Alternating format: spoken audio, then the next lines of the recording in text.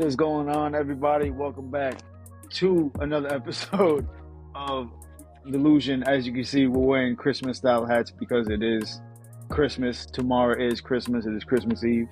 So I will swing it over to my co-host here and let him tell you about what today's episode is about.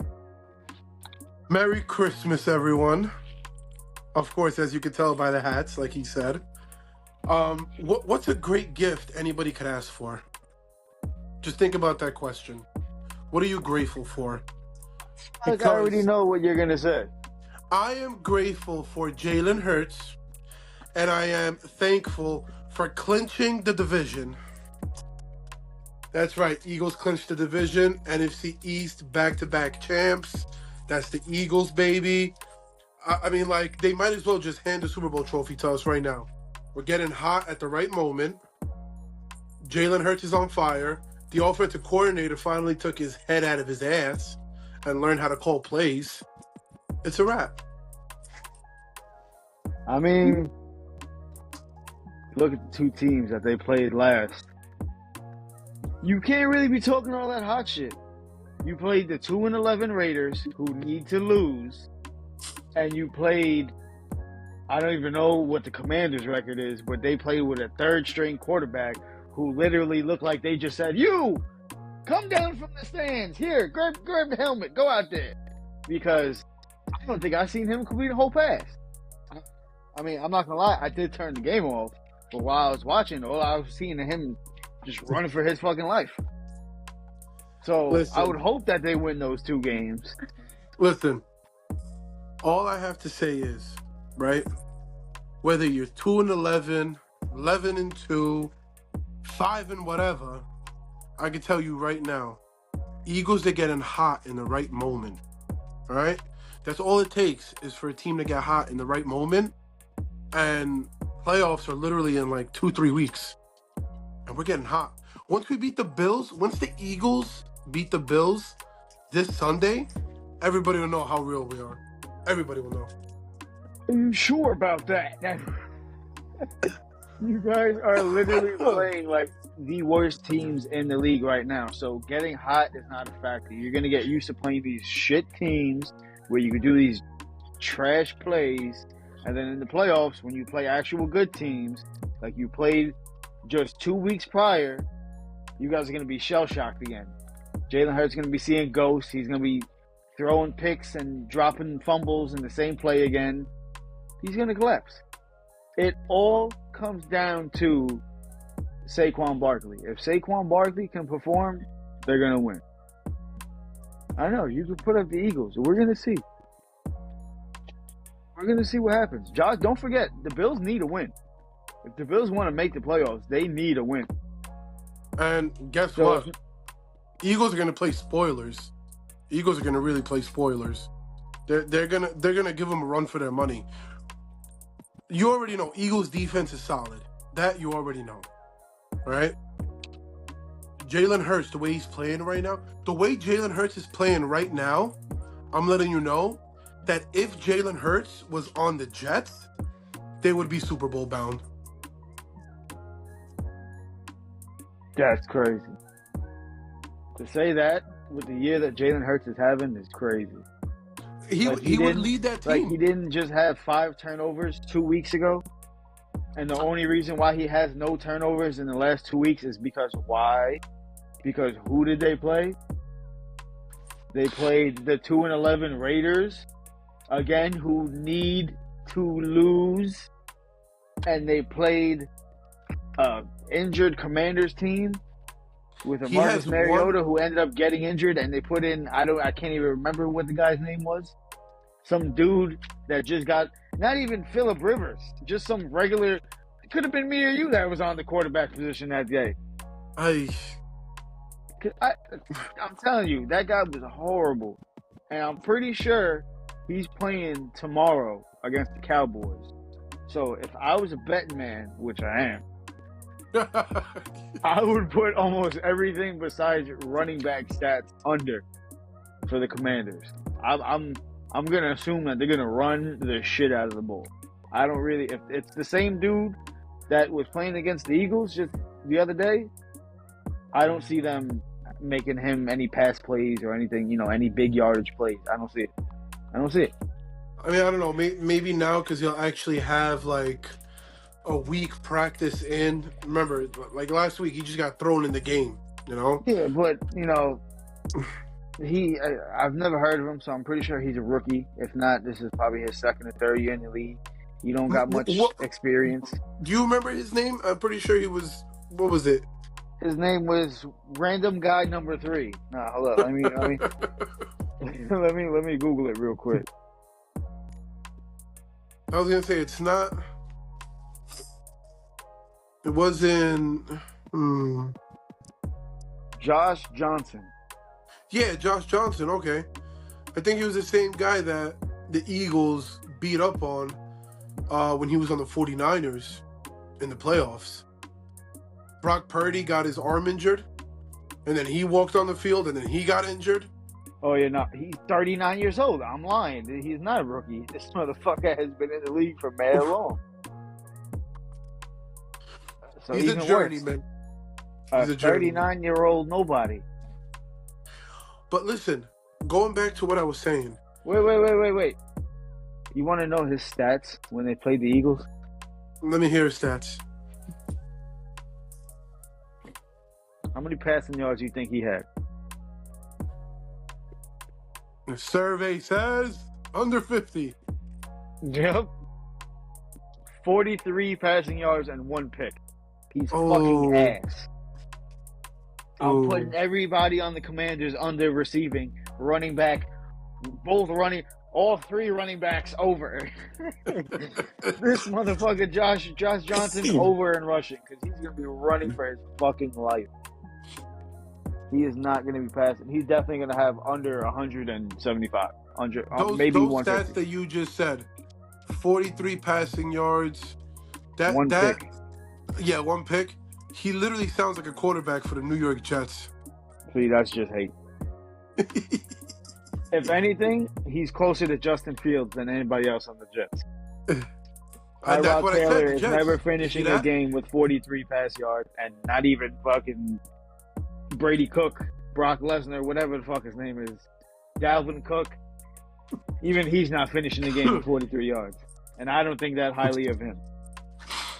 Yo, you're sleeping. You're sleeping on Quinn Ewers.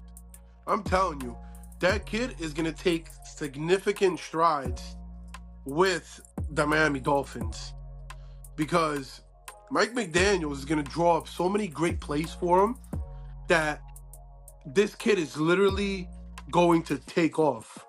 Next 2 games. Time out. Who the fuck knows if Mike McDaniels is even gonna be there next year? Have you been watching his press conferences the entire year? I don't think he gives a fuck, to be 100% truthful. I think he's just like done with being a head coach. He's ready to go back to being like an offensive coordinator or a quarterback coach or some shit. Because all season long, he's been given the most like what type of answers? We're losing football games because to win you got to score touchdowns, and we're not doing that. But then again, look at who was his quarterback. Tua Tagovailoa. You tell me, how many quarterbacks would you take over Tua? At this Pretty point, much everyone in the league. I was just about to say, at this point, I'm taking Josh Johnson over Tua Tagovailoa. But it's not like he only had Tua. He had... I got to take this fucking hat off because my head is getting itchy. I'm not going to lie to you. He had a Zach Wilson on that team. He had a Quinn Ewers on that team already. Why the fuck are you waiting until week 15, 14, 16? Why are you waiting until the end of the season to switch out quarterbacks? Because it doesn't matter. You're literally... Hold on a second. All right, ready? You're paying Tua $30 million, whatever he's getting paid right now. I think it's in the $50 million, not even $30 million. I don't know exactly what his contract is. You're paying Tua all that money to be a starter. I'm not benching you. That's insane. So you would rather have a losing season than bench him? No, I would rather start him and tell him like, yo, you need to win games out there. And then when it comes down to it, like, bro, this offseason, we all know Tua is getting traded. It's just a matter of where is he getting traded. The team that I heard that it looks interested in him is the Vikings. But then again, Vikings are interested in any quarterback that can throw the ball or is conscious, really. JJ McCarthy or Jesse McCartney, whatever the fuck his name is, bro. He's not it. I just don't like the kid. I don't Respect think he's his got name, a great right? system. He's 9. He's got a great wide receiver. He's got good running backs. He's got a great defense. He's got a good O-line. He's pretty much set up more than other quarterbacks are. And I don't think he's starting material, at least not yet. Maybe he needs another year or something to develop. But I don't know if it's really development what he needs. Because I'm going to be honest with you. Kevin O'Connell, that's the coach for Vikings, Kevin O'Connell, right? I think so. Is it? Because I get him and Kevin. I know Kevin Stefanski is in Cleveland. I think Kevin O'Connell. Yeah, Kevin O'Connell's the one in Minnesota.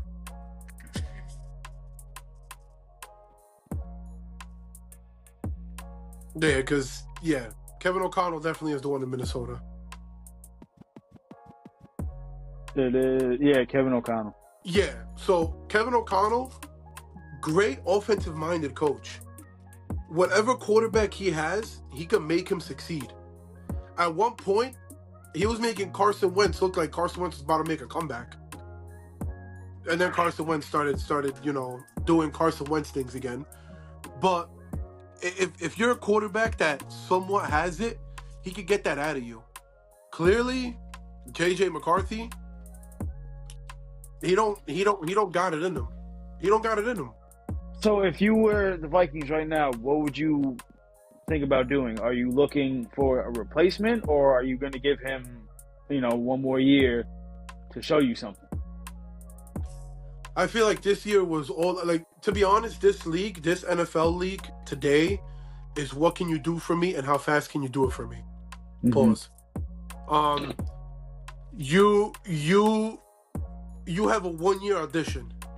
If you don't succeed in that 1 year of an audition, you're out. You are done for. My whole thing is, what quarterback do the Vikings feel like they want to go after? I know they said they wouldn't mind going after Tua Tagovailoa. Another quarterback that they could possibly go for after, especially it feels like he's done with his time in Cincy, is Joe Burrow. Can you imagine Joe Burrow in a Vikings uniform?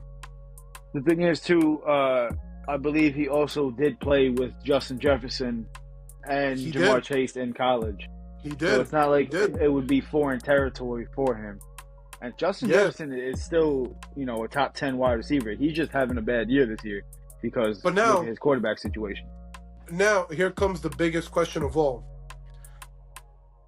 What are the Vikings giving up for Joe Burrow?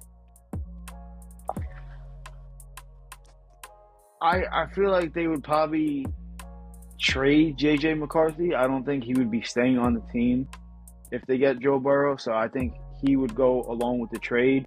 Now, as far as who or what exactly they would trade, I have no idea.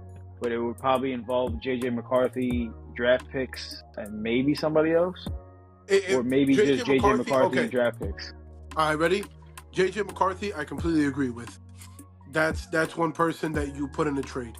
JJ McCarthy, this year 1, this year 2, next year 1, and the year after that 1 for Joe Burrow.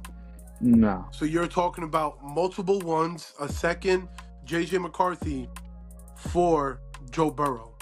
No. Because they're not like you have to give up a big haul to get a name like Joe Burrow. It's the name. It's the name, but you also got to remember what comes with the name, and then what comes with the name is injuries. He's injury prone, so I'm not gonna risk giving up all these first round picks for the next 3 years for somebody who can come in and pull an Aaron Rodgers. Game 1, 3 snaps into the first game of the season, you fucking pop your Achilles or your pinky toe breaks or you break a nail and now you're out for fucking until December, like this year. And But then the now thing I'm is, looking at, now everybody's looking at me like, damn, they got fleeced because they gave up 3-year first picks for a quarterback that's not even going to play this season. but my whole thing is like, why is he getting injured every season? He has no O-line. He has nothing to help him out so he could stay alive while he's trying to call hike in the pocket. The Vikings have somewhat of an offensive line. They're ranked somewhere in the middle. They're not the best. They're not the worst. So for me, you give Joe Burrow 20 and above O-line, he could do some work. Now, me personally, I still am a true believer. Jalen Hurts is better than Joe Burrow. If Joe Burrow can stay healthy, I'm picking Joe Burrow. But if you need somebody who's consistently available, if we're talking about consistently who's a bit more available, Jalen Hurts is way more reliable. But if it was a game time decision and they're both healthy, and like, I'm going with Joe Burrow. Nah, but Jalen Hurts is definitely more consistent and has played way more games than Joe Burrow. That's without a question. Well, I'm going to let you know right now, in my eyes, going back to it again, Jalen Hurts cracks top 3. Top 3 Jalen Hurts cracks. He does not. He does. We've talked about this before. Like I said, you're not watching football with your eyes. You're watching it with something else. Because we're not watching the same Joe Burrow, Jalen Hurts. See? But really quick, back to Joe Burrow. No matter what team is going to have trade talks about him, that's always going to be a subject of conversation. No matter we have the best O-line in football, no matter we have the worst O-line in football, it's going to be, yes, we're going to get Joe Burrow, but will he stay healthy? No matter what team he goes to, that's going to be the question. Can he stay healthy? And throughout the whole season, everybody's going to be waiting. Anytime he gets sacked, everybody's going to say, "Oh, there he goes. That's injury." So it's really risky getting Joe Burrow right now, and I don't see the payoff in trading 3 years of first round picks. For a name like Joe Burrow, I don't know. I feel like it's doable. You know, me personally, I feel like it's doable. But you're gonna have to find a team who's like literally desperate for a quarterback and stupid enough to give up 3 years of first picks. So now let me ask you something. What would you give up for Tua? If you were the Vikings right now, you're the general manager, you're calling up the Miami Dolphins. I'll send you JJ McCarthy and a bag of chips. Get the fuck out of my face. I'm not trading nothing crazy for Tua Tagovailoa. I don't even know if I would want him on this fucking team. Because it's a known fact that when the Miami Dolphins or anybody that plays for that team besides Tyreek Hill, when they play in cold weather, they play like ass. They play like ass. So now you got Tua ass Tagovailoa coming over to cold ass Minnesota, and now he's gonna play even more ass? Hell no. Matter of fact, we'll keep JJ McCarthy. We'll send you a book of stamps, and you give us Tua. Fuck out of here. Remember this. Vikings play in a dome. They don't play in the cold. They play in a dome. Schmome. That shit is still going to be cold as fuck. I'm not taking Tua. Fuck that. I'll give you a quarter, and you can send that motherfucker. You paid me to take Tua on my team. Fuck that. What are you willing to give me to take Tua off your hands is the question. Yo, that's insane. That's insane. I wouldn't want Tua. No matter what team I am, I wouldn't want him. Me personally, I wouldn't want him either. I just want to throw that out there. Like, I hope everybody knows that whole debate that first started about Jalen Hurts and Tua Tagovailoa in the beginning of their career. Everyone's trying to say Tua Tagovailoa is better than Jalen Hurts. All those people right now have their mouth completely shut. Because don't get me wrong, the first 2 years of Tua's career, he did have, like, he played good. He played good.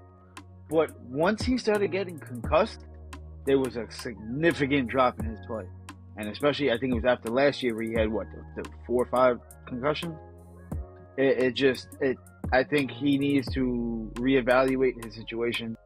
And now, you notice what you said. He got concussed 4 or 5 times. His play dropped. yeah, How long you think it's gonna take before Jackson Dart's play starts to drop? I mean, Because the thing for Jackson Dart is that he is a rookie, and somebody, whether it's somebody in the Giants or one of his teammates, needs to tell him, look, you're our quarterback. You're the future of our team. You know, you need to start to smarten up. You need to stop fucking thinking you're Lamar Jackson, you're Michael Vick. Slide. It's okay to slide or go out of bounds. You don't have to put your life on the line for 2-3 extra yards. You're the future of our team. You need to protect yourself. Because if he doesn't, I'd say if this year was one whole year, I'd give him until his 3rd year before we really start to see a decline. I think next year, regardless of if he plays the way he does now or if he plays a little more conservative, I think next year with a healthy Malik Neighbors and Cam Scatterbull and whatever else they get during the offseason, I think he's going to have a good year. Will they have a winning record? I don't think so. But performance-wise, I think he will have a better year than this. You don't think he's gonna have a sophomore slump like the way Jaden Daniels did? I mean, his was plagued by injuries, but you don't think he's gonna have a sophomore slump? If you look at this year for Jackson Dart, same thing for him. His rookie year was plagued by injuries. If not for him, his top players. Malik Neighbors got injured before he even got to start a game. Malik Neighbors got injured when Russell Wilson was still quarterback, and Russell Wilson just wasted the first 4 or 5 weeks of the season. Said, oh, fuck it. I hear footsteps. Somebody blues down there. Her. First down. Fuck it. Her. Game on the line. Her. Watching Russell Wilson on the Giants, like, I'm not even a Giants fan. Obviously, I'm a motherfucking Jets fan, but it's still New York. And watching Russell Wilson do that, bro, hurt my eyes. That shit, like, it pained me to watch. But by the time Jackson Dart finally got his start, Malik Neighbors was out. And he had Cam Scatterbull for what? 3 games tops? 4 Yeah, I maybe? think after that was like 3 games, yeah. He had that big breakout game against the Eagles that the first time they played him where Jackson Dart played good. Cam Scatterbull had great game too. I think he had 100 yards or close to 100 with 3 touchdowns. And then 2 weeks after that, he got injured when they played the Eagles again. Broke his foot. So I think with those 2 big players coming back, if they can stay healthy along with Jackson Dart, I think he'll have a way better year than this previous year. So I have to ask you this and tell you this because you're a New York fan. I know you're not a Giants fan, but for anybody who's a Giants fan out there, I'm asking this for you guys. Please let me know what you think. I heard that what you guys should do, if you get the first overall pick, everyone's saying that the Giants should draft that Mendoza kid as the number 1 overall pick and then trade Jackson Dart and get more picks for Dart. I mean, as a Giants fan, whoever's a Giants fan out there, let me know. And I'm asking you as well too, Justin. Are you giving up on Jackson Dart after 1 season? Not at all. Not at all. If I'm the Giants, I'm very confident in Jackson Dart. I put a lot of trust into him. I would just try to tell him that we need you to stop taking these risks. Yes, if the game is on the line and, it's coming down to every play matters, if you feel that you need to take a risk to get this first down or this touchdown, then yeah. But if it's week 2 or 3, I don't need you running head first into a fucking linebacker and have your helmet fly off your head and you're getting up fucking stumbling over your feet. I don't need that. We don't need you to fucking have a head-on-head collision for 2 more yards. We don't need that. Your job is not to do that. That's why we give it to Scooby-Doo, and Scooby-Doo can do that. He gets hurt. That's his job. He's not throwing the ball. Jackson Dart is. But, like I said, as a Jets fan, I enjoyed watching Jackson Dart play. I think he's a great quarterback for the Giants. They just need to get him receivers. They need to get him one other receiver besides Malik Neighbors on that team to help him. Because watching this team without Malik Neighbors, nobody can fucking catch. They probably could have won maybe 2 more games this season if somebody would have caught the fucking ball. But everybody else in the Giants has fucking butterfingers because they can't catch the ball. But I wouldn't give up on Jackson Dart. I'd keep him. I'd be very excited for next season if I was Giants fans. And I would try to get him another receiver, whether it's through the draft or somebody else from the league. Yeah. So I know you wanted to transition into this, but I guess I'll ask you, what do you think of Mr.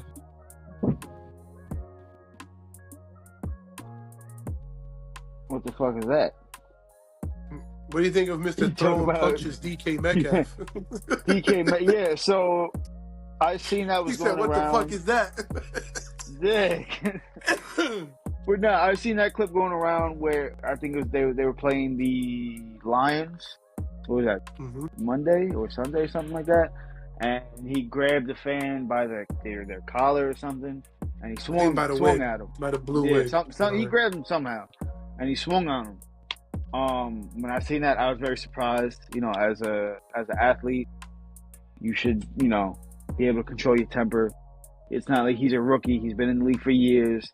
You hear that shit every game when you're not home. Even when you're home, people saying, "You suck, fuck you," whatever. I know after the game, he was telling reporters that they were shouting racial slurs and shit at him. Shortly after, I think the next day or something like that, videos came out from the fans' point of view. And if you listen to the video, from what I heard, the 1 or 2 videos I seen, nobody was shouting racial slurs. He just fucking was hot-headed, came over there and fucking tried to swing him. I'm gonna be honest with you. Like I've had the pleasure of actually sitting in front row seats like that at the preseason Eagles and Jets game. So when you're sitting that close, when the players are walking by, you're literally able to yell and like they can hear you. Say shit, yeah. You're literally that close to them. Like you're not talking about nosebleeds up there where you scream like nobody can hear you up there. But like when you're that close, you can actually hear what they're saying. And the Jets need me at their games because I'll be screaming, "Take Fields out the game, Glenn! Bench his ass! Put in Taylor!" Listen, I'm telling you right now. I need to buy season no matter tickets who to the Jets games. have at quarterback, matter of fact, no, let me switch that up. No matter who they have at quarterback, except for Jalen Hurts, they're gonna have a losing season. Jalen Hurts on the Jets brings them to the playoffs, brings them to the Super Bowl. He would make Garrett Wilson look like an actual number 1 receiver.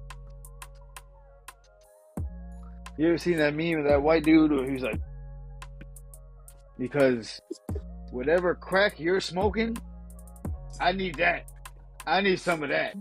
Because that was definitely top 3 Dino's outrageous takes.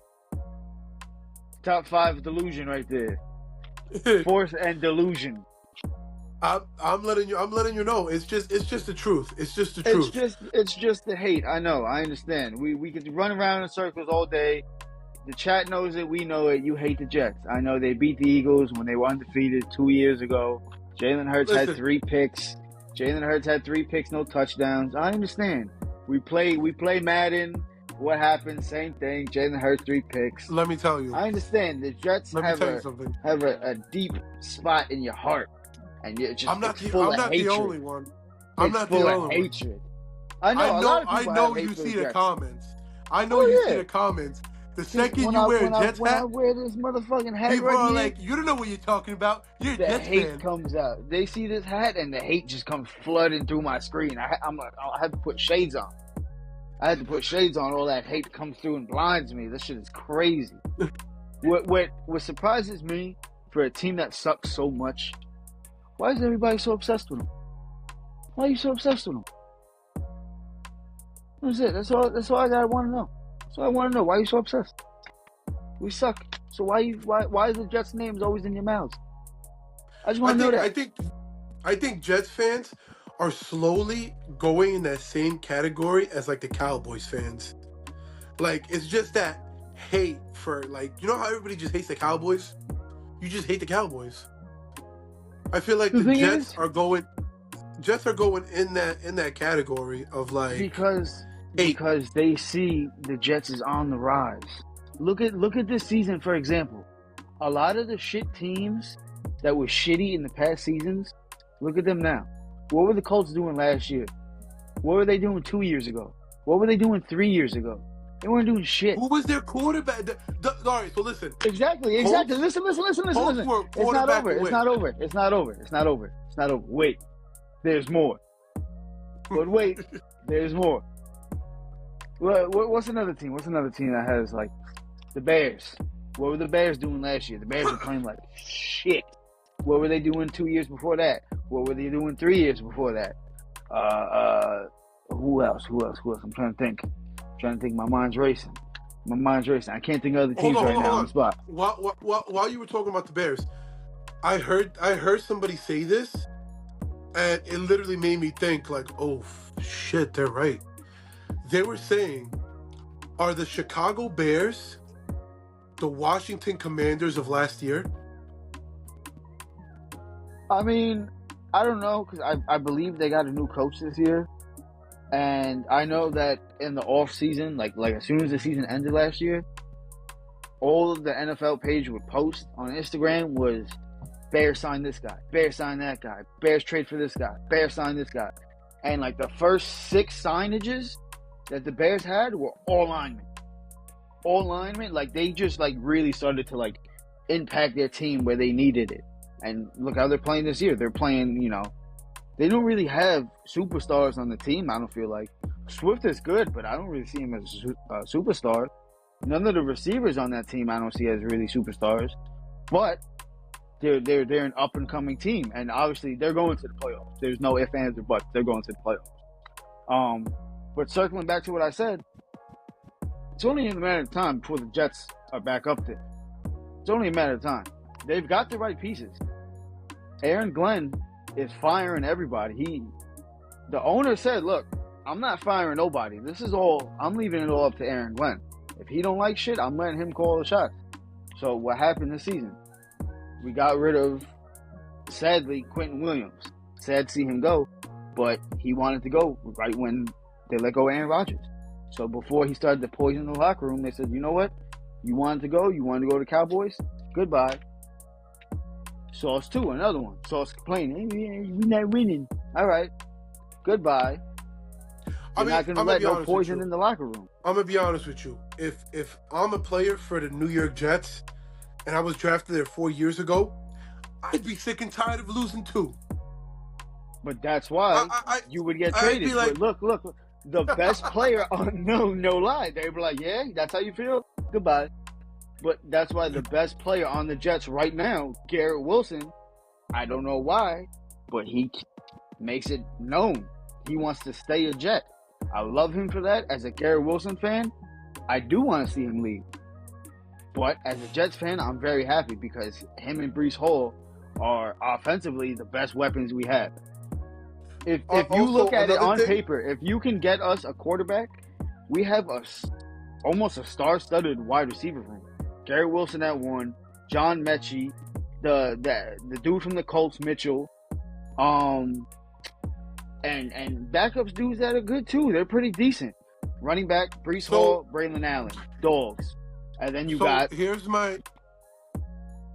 my fourth and delusion take right now. Garrett Wilson of the New York Jets is not a top 10 wide receiver. Top 10 is questionable, but I would say 12 to 15 if anything. But I would only not put him in the top 10 because of the team he's on. You put him on a team with an actual quarterback, top 10, top 5. No. Yeah. Yes. No, because you are not watching it. You are not watching the games. Jets fans know what I'm talking about.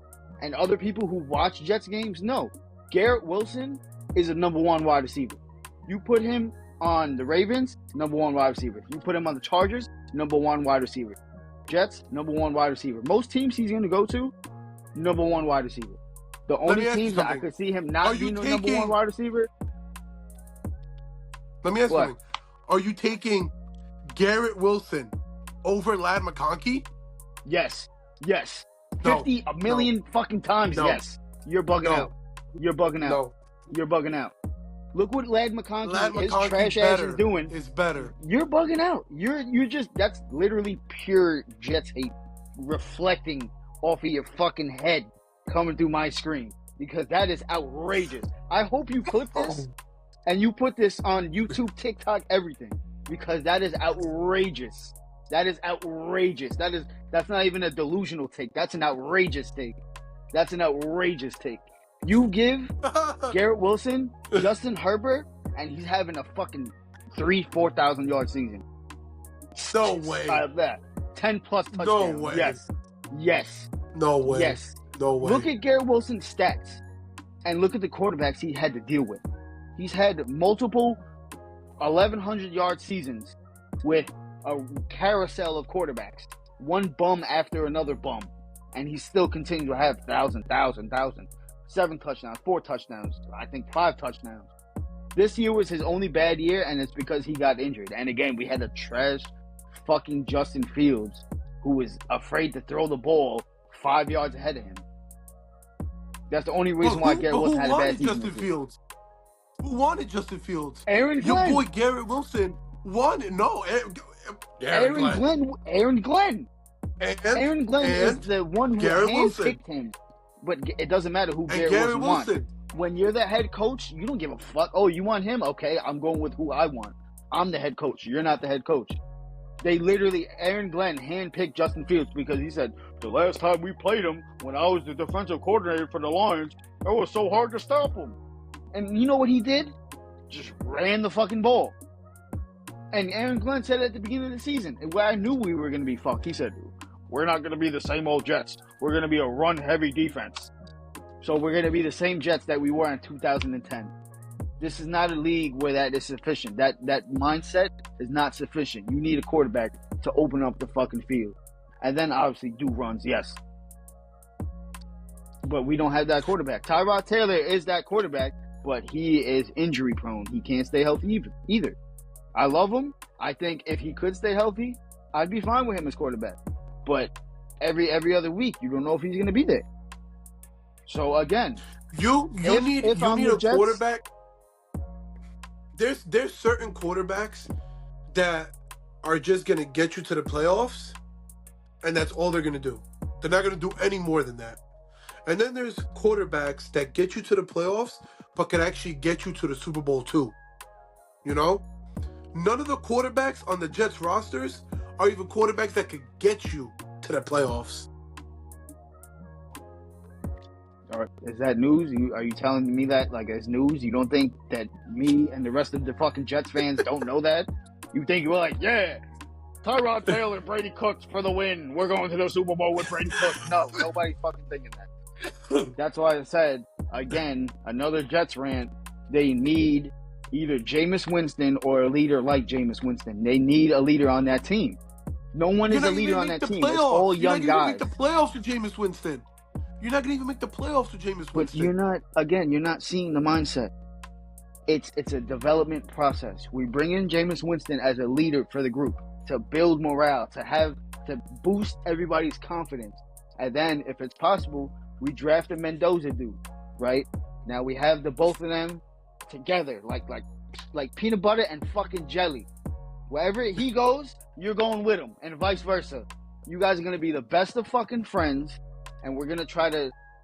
We're not playing Mendoza first year. I don't care what anybody says. I don't care what the fucking Jets fans say. I don't care what the owners say. I'll go on and tell all the reporters, tell all the Jets fans, suck my dick. Mendoza's not playing. We're having Jameis Winston start this season and end the season, as long as he's healthy. Pray to God. Then in year 2, we will start Mendoza, and we will see where he goes, and we will keep Jameis Winston, because whether he's starting or not, He's a great locker room presence. So now everything that I heard you just say, right? Everything that just I'm computing right now. You've already had 10 plus years of losing seasons, right? You want to add another year of losing seasons by drafting Mendoza, having Jameis Winston as your quarterback, getting him through free agency or trading for him, whatever, having another down year or mediocre year where you come out with 5-6 wins, and then the year after that will be Mendoza's first year starting, where you know damn well, again, it's going to be another 5-6 win season because he's not going to just magically be the all-hero that you guys need because he won't have any real contact with NFL teams because you're going to keep him sidelined for the whole year. Now, 3 years down the line, if Mendoza's not the kid, that's 3 years you just wasted of Jets fandom. Do you not? Like, this is when I say, like, you don't watch football with your eyes. You're watching it with something else. Because obviously you don't remember early 2000s football. Did Aaron Rodgers play as soon as he got drafted? No. Did Tom Brady get playing time as soon as he got drafted? No. You let these players sit and learn. They had the luxury of waiting because they had winning seasons. They had the luxury of waiting. Okay. So listen. So listen. You put Jackson Dart in for the Giants. What happened? Did they have a winning season? No. Did he get fucked up? It gave hope. Yes. It gave hope. Yes. Did he get 5 concussions? Yes. What did he get 5 concussions for? Nothing. A 2-14 record and nothing. Wasting his career for nothing. Why would you not sit him? Because the Giants said, fuck it. Go out there and waste your career. 5 concussions for nothing. That's why you sit a rookie quarterback. There's no sense in starting a rookie quarterback off the rip and thinking, okay, he's going to start this season and we're going to the Super Bowl. No, this shit don't work like that. That's why none of the young quarterbacks that come into the league now ever do good. Besides a handful like Lamar Jackson, Brock Purdy, which is like a dime a dozen. But my whole thing is, I agree with what you are saying. You don't start a rookie right away. I agree with what you're saying. But teams like the Giants, like the Jets, like the Browns, like any other teams that constantly have a losing record, if you have a quarterback sitting on the bench after 2-3 losses, the media, the fans, everyone's going to be coming down your neck telling you, start that kid. I told you this, and I've made it known.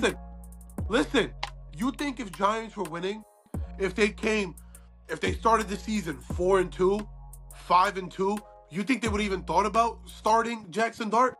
If Russell Wilson was turning back time and slinging the ball down the field, do you think they would even thought about starting Jackson Dart? They would have been like, wow, we have Jackson Dart here.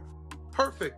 We could tuck him to the side, and maybe next year or the year after that, we could start him when Russell Wilson says, all right, I'm hanging up the cleats. I'm done. But they don't have that luxury. Are you done? Go ahead. Are you done? Go ahead. So, Giants fans was already wanting Jackson Dart to start week 1 from just preseason alone. If you remember his preseason stats, he cooked everybody in the preseason. Giants fans were calling for him week 1. They wanted him week 1. The Giants organization said, no, we're going to sit him until we believe he's ready. They decided to put him in when the Giants were, 1-5, 1-4? When the season was already over, they said, yeah, come on in, kid. Come get fucked up for no reason. Come get 5 concussions for no reason. There was no point in starting him at all for that reason. You had Jameis Winston and you had Russell Wilson. If you're not playing Russell Wilson, you should be benching him and putting in Jameis Winston until the season is either over or he gets injured. There is no situation where you put in a young rookie with no star players, no Malik Neighbors, no Scooby-Doo. There is no reason to put him in there and get fucked up consistently against the Eagles, against the Cowboys, against Tampa Bay, against the Patriots. You're playing these hard teams and you got no O-line. He's just running for his life. He's getting fucked up. And then the way he plays, running headfirst into people, again, you're wasting his career more than having him sit for a year. Having him sit for a year and actually visualize shit on the field and having a good mentor is better than just throwing him into the war fresh and just like a newborn baby. Like, oh my God, this is so much. It's only a handful of rookies that are able to take that and run with it. And not even Lamar Jackson had a fantastic rookie year. Lamar Jackson is a different breed. Some, like I said, some rookies do come out. C.J. Stroud came out rookie year, had a great year. Since then, Jaden Daniels. Jaden Daniels. But this season, he was ruined by injuries.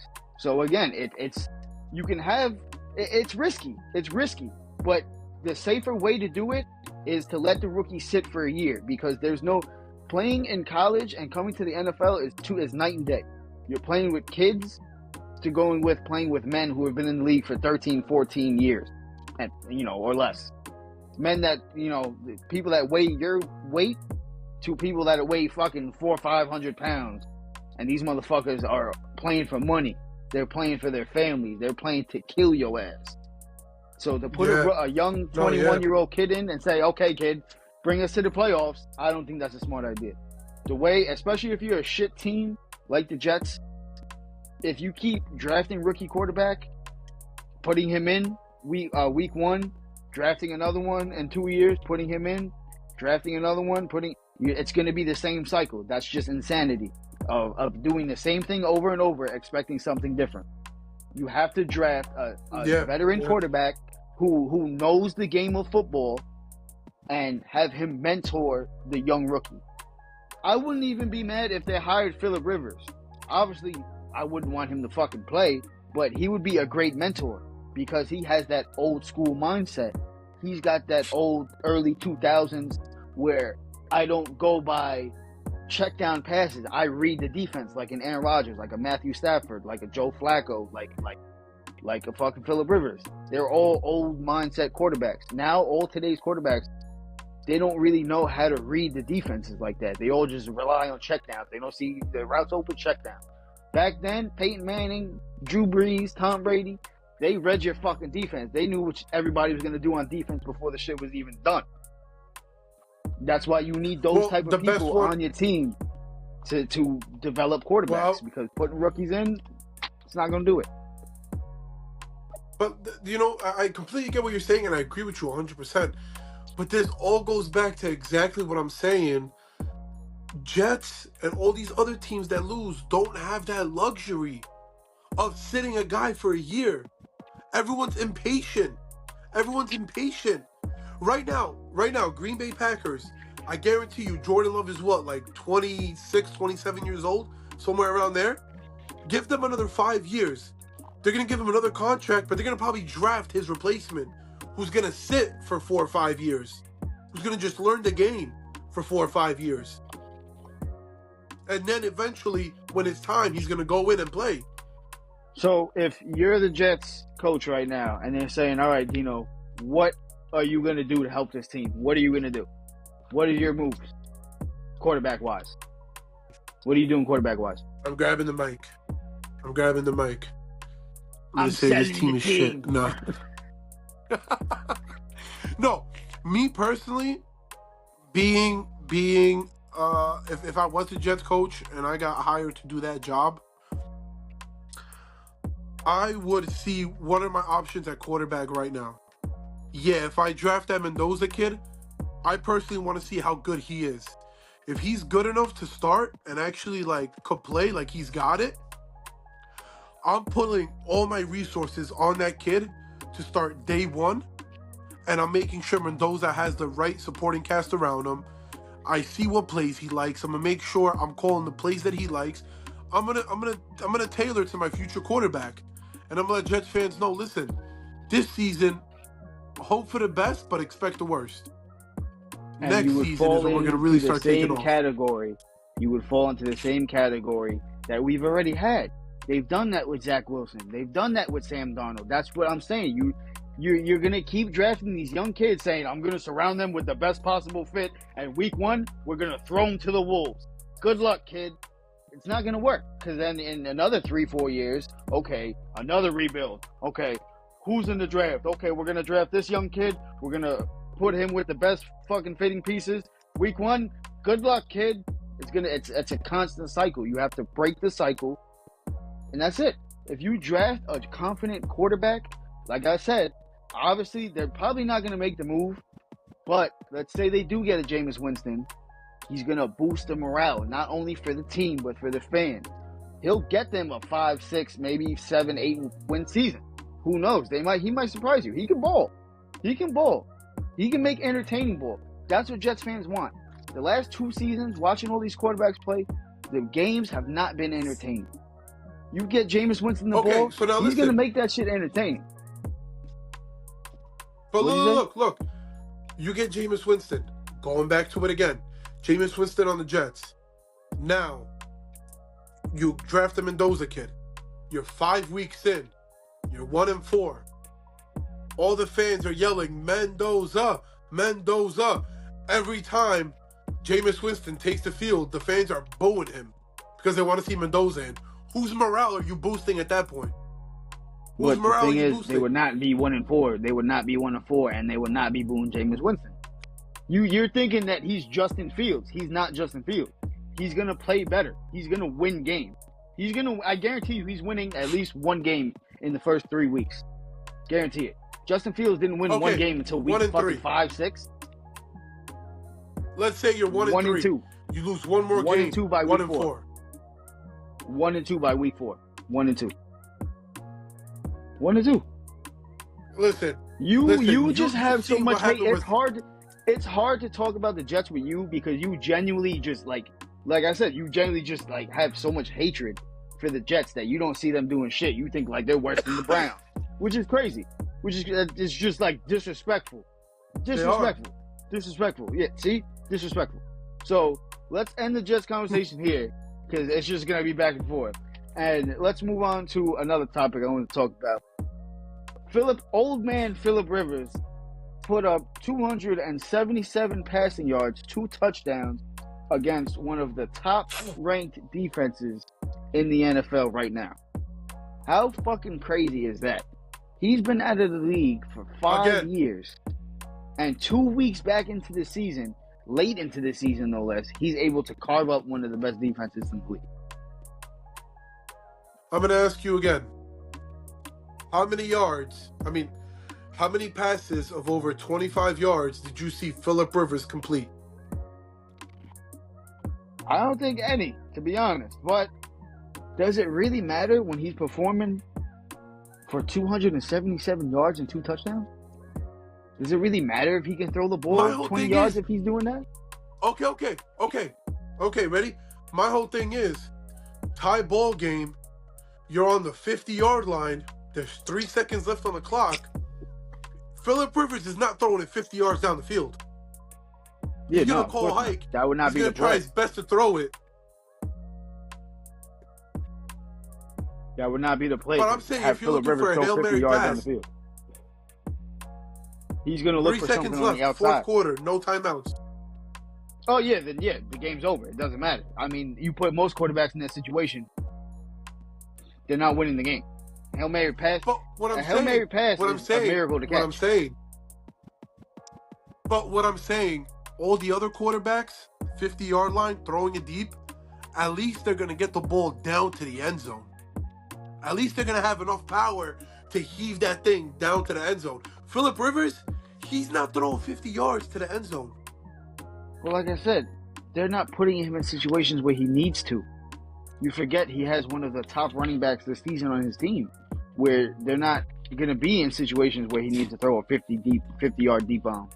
They know that he can't do that, so they're never going to put him in that situation. If it comes down to the 4th quarter, like it's the 4th quarter, there's 3 seconds left, you're on the 50-yard line, you got the ball, you need one Hail Mary pass to at least have them try to catch the ball and win the game or tie the game, whatever the case is. Phillip Rivers is not throwing it 50 yards because he can't throw it 50 yards. It's physically impossible for him to throw it more than 25, 30 yards. And again, it doesn't matter because they don't need him to do that. That's not what he's there for. They didn't say, all right, Phillip, we need you to throw 50-yard bombs. No, they just need somebody to dink and dunk and run the ball. That's it. He's literally there as a role player, as a pocket passer. They don't need him to throw no 25, 30-yard deep balls. He's there to pass to who's open and manage the game because they don't trust Anthony Richardson. And it's looking bad for him because I don't know what his future is. Because if I was him and I see Daniel Jones go down, I'm like, oh shit, I'm about to get played again. Okay, cool. I'm getting hyped. I'm getting ready, only to find out here comes this fucking 44-year-old man who hasn't played in the league for 5 years. He gets a welcome. Everybody's high-fiving him on the way in. Yo, what the fuck? If I was Anthony Richardson, I'd low-key be praying on Phillip Rivers' downfall. I'd be like, yo, I hope this motherfucker goes out there and breaks his pinky toe or some shit. You know, I completely forgot Anthony Richardson was even on that team. Now, that right there, Anthony Richardson, that's a quarterback the Jets to trade for. Hell no. Get Justin Fields 2.0? Get the fuck out of here. But really quick, I just want to say, shout out Phillip Rivers. I'm loving every minute of his play. You know, I'm rooting for him. I hope they do make the playoffs, even if it's a first-round exit. I'm rooting for him all the way. I'm glad to see, you know, he's still able to come back and perform, even though when he throws the ball, shit looks like it hurts him. But good for him. Yeah. And my last thing I want to touch up on. Hey, Phillip Rivers, how much do you weigh? Oh yeah, that guy's a piece of shit. That guy's a piece of shit. But no, the last thing I wanted to touch up on really quick. What else you got on? Was the Ravens game. I said this in previous podcasts, but Ravens organization needs to get Lamar Jackson some help. Zay Flowers is not it. Mark Andrews. I said it before, and I'll say it again. I'll say it before, and I'll say it again. Jalen Hurts is better than Lamar Jackson. Because you put Jalen Hurts on that Baltimore team right now. No. They're winning a whole ton more games. No. You put Lamar Jackson on the Eagles, they might have an undefeated season. With the current Eagles team now, they might go undefeated. Imagine a read option. Instead of big-ass, goofy-ass, overpowered Derrick Henry, you got Saquon Barkley.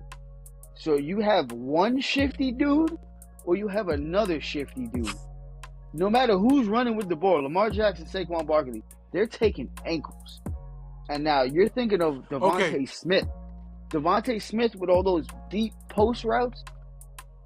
Lamar Jackson is throwing dots. He's not doing no Jalen Hurts shit and overthrowing him by 15 yards.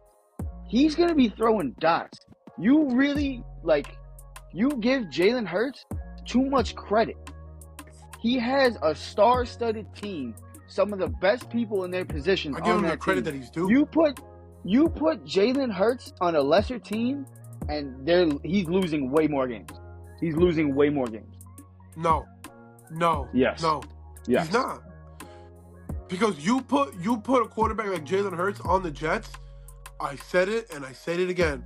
He's bringing them to the playoffs and probably the Super Bowl. You have 5 picks in a game, 4 picks and a fumble in a game. You're not winning the game. You're not even coming close to winning the game. Because of the Eagles' defense, they kept it a close game. That's it. You go in any other team. One more thing I gotta say. And you're not winning that game. One more thing, since we're talking about the Eagles. I firmly believe, Quinyon Mitchell, Eagles cornerback, all-star cornerback, Quinyon Mitchell, is better than what Darrelle Revis was. Nah, see, this is what happens when you have the flu, chat. He must have been in Philly. There must be some type of crazy bug going around in Philly, and they came over there to Jersey, because my co-host has been saying some outrageous takes. It's not even 4th and Delusion anymore. This is 4th and outrageousness, because this is just absurd. I can't even. I have to read a dictionary to find out a word that describes this. Just want to let you guys know. I am feeling a little under the weather. A lot under the weather. I don't know if you can hear it in my voice. I sound different compared to the other times that we did the podcast. Yeah, I have the flu, but guess what? If I have to have the flu for the Eagles to clinch the NFC East, bring on the flu, because we're going to the playoffs. And guess what? We're going to the Super Bowl. Super Bowl. Now, Justin, do you have any other topics that you need to cover? Dino has said this in previous podcast episodes. The Eagles are going to the Super Bowl. So, when they lose in the playoffs and we do a podcast that week, I'm going to clip all the different times that he said Eagles are going to the Super Bowl. And we're going to do a nice little collab, and it's going to show them the losing score in the playoffs. And it's going to be all over our social medias. So I'm going to clip this, and this will be like the startup. And then it'll be, the Eagles are going to the Super Bowl, and then the losing score all over our social medias. You heard it here first. Yeah, I'm predicting the future. You're going to see, chat. You're going to see. That's all I got to say. Eagles going to the Super Bowl. Eagles going to the Super Bowl. Listen, everybody out there, Merry Christmas. Happy holidays. You already know what time it is. It's the holiday season. It's time for food. It's time for gifts. And it's time to spend time with the family. All right? Justin, you want to give us a proper send-off? Yes, like my co-host said, happy Thanksgiving. I'm bugging out. Merry Christmas, everybody. I hope you guys all have a great one with your families and loved ones. I hope you guys enjoy our podcast. If you do, make sure to like, share, comment down below. If there's a certain topic in this video that you liked, a certain, Garrett Wilson not being a number one wide receiver, whatever, comment down below what you think. Comment about the Dino's delusion. Comment about my delusion. Comment whatever. We love to read the comments, whether it's about us, whether it's about our takes, whatever. But that's about it for me. That's about it for the both of us. What? Last thing before we leave. I know this is... I know who I would take right away off the bat. But who would you take? Prime Le'Veon Bell? Or Prime... what's his name? Shit, I had his name, now I forgot it. The motherfucker on the Vikings. Adrian Peterson? Adrian Peterson. Yeah. All right, so ready? Again, would you rather have Prime Adrian Peterson or Prime Le'Veon Bell?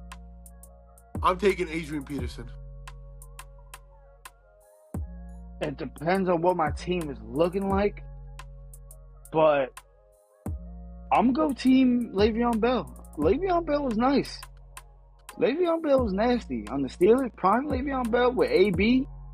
Woo! But don't get me wrong, Adrian Peterson was a fucking absolute unit. He was Derrick Henry worse.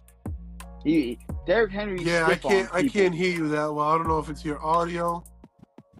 I don't know what it is, but so fuck it. We're gonna wrap it up here, chat. As always, we hope you enjoyed the podcast. Maybe Dino might add something after me, but I'm gonna wrap up what I gotta say. As always, make sure you stay delusional. Like my co-host says, everyone, this is 4th and Delusion, and make sure you stay delusional. Peace out, y'all. Episode 7 done.